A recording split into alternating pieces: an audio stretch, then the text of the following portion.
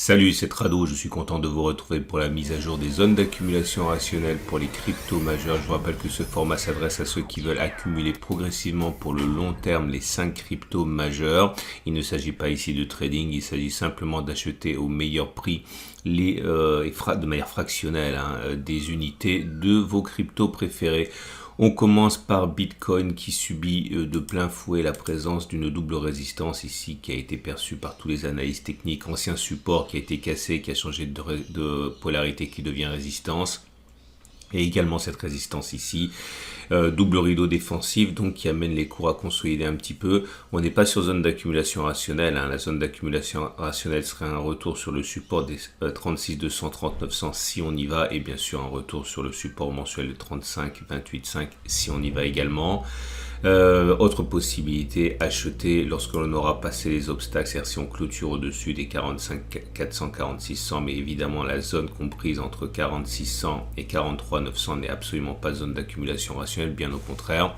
La tendance de long terme est toujours baissière, la tendance de fond également, plus en dessous de la M200 et de la M50 qui descendent. Un petit détour du côté des bougies Aiki Nashi pour évoquer le rapport de force actuellement montre qu'on est plutôt sur un régime baissier. Ce sont des bougies rouges, ce sont des bougies sans mèche haute, autrement dit la continuation de la baisse est plus plausible que la fin de la baisse sur les niveaux actuels. Autrement dit, il n'y a vraiment pas de quoi se précipiter pour acheter Bitcoin tout de suite. C'est la même chose pour Ethereum, il n'y a pas d'urgence à rentrer maintenant, la tendance de long terme n'est toujours pas haussière, pas plus que la tendance de fond, puisqu'on est en dessous de la M200 et de la M50. On a créé une nouvelle résistance ici à 3285, 3240 dollars ici, c'est la zone qui est à l'origine de la décrue depuis 4-5 séances. Un retour sur la résistance, enfin c'est un support, pardon, puisque ça a été cassé, un retour sur le support journalier des 2660, 2760 est probablement imminent. C'est une zone d'accumulation rationnelle. C'est une zone d'accumulation assez large, puisque vous pouvez voir que cette zone correspond à 9%. Donc ça veut dire que certains qui voudraient accumuler pour le long terme de l'Ethereum peuvent acheter éventuellement un petit peu ici et tout au long de la descente éventuelle.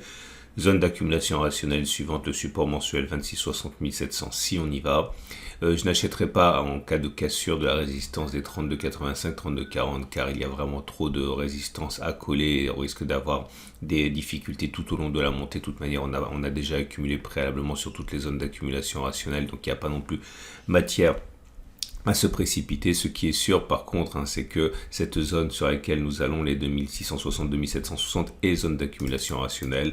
D'ailleurs, les bougies Aiki Nashi montrent qu'il est plausible que l'on y aille, puisque comme vous pouvez le voir, les bougies sont rouges, les bougies sont sans mèche haute, autrement dit, la pression baissière est absolument au rendez-vous pour l'instant. Et Binance Coin est également sur zone d'accumulation rationnelle, puisque nous sommes à 403, 360 zones de congestion ici très importante à retenir et qui est encore une fois assez large. Donc ça veut dire que une accumulation progressive tout au long de la descente est envisageable, au cas où cela se produirait. On a quand même à 12% d'amplitude pour cette zone de support, donc accumuler déjà un petit peu pour les investisseurs de long terme sur Binance Coin et tout au long de la descente vers le bas, voire il est toujours possible qu'on aille chercher le support en dessous, on ne sait jamais ce qui va se passer. Tout ce qu'on sait, c'est qu'on veut profiter et pas souffrir des évolutions. Donc si vous avez décidé d'investir dans une de ces 5 cryptos majeures, eh bien c'est un moment véritablement parfait.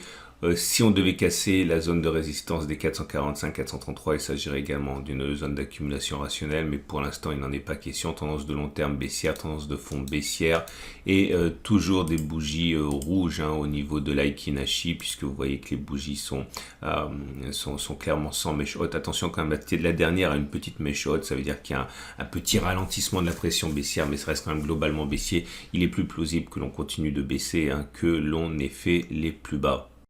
Et on passe à Cardano qui est en souffrance également, mais la bonne nouvelle encore une fois c'est que si vous croyez au projet, vous êtes véritablement très bien placé pour profiter de la baisse actuelle. On est sur une zone d'accumulation rationnelle, on revient finalement sur les plus bas récents, 19,092.